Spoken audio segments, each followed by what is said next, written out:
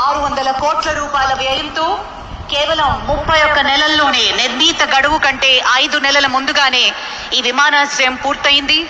దేశంలోనే అత్యంత వేగవంతంగా నిర్మితమైనటువంటి గ్రీన్ ఫీల్డ్ విమానాశ్రయం భోగాపురం ఒకటిగా నిలుస్తుంది. 2700 ఎకరాల్లో విస్తరించినటువంటి ఈ విమానాశ్రయంలో 3800 మీటర్ల రన్వే, అలాగే బోయింగ్ 777, ఎయిర్బస్ A330 వంటి భారీ విమానాలు కూడా నిర్వహించబోతున్నారు.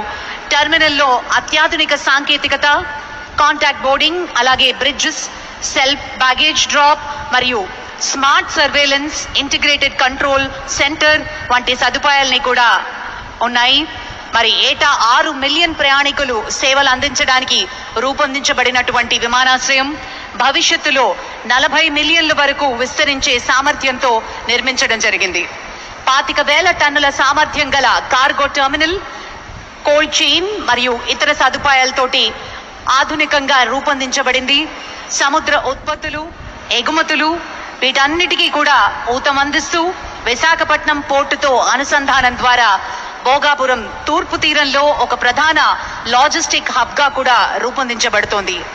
పర్యావరణ హితంగా కూడా ఈ విమానాశ్రయం రూపుదిద్దుకుంటోంది.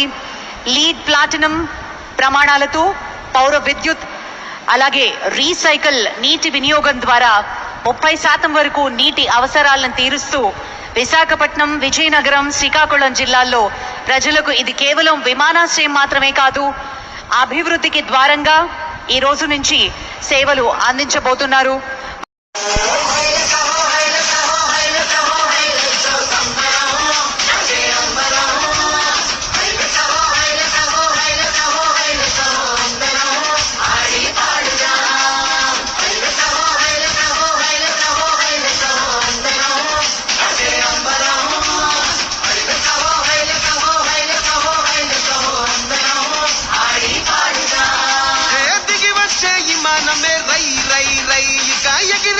ప్రయాణమే సై సై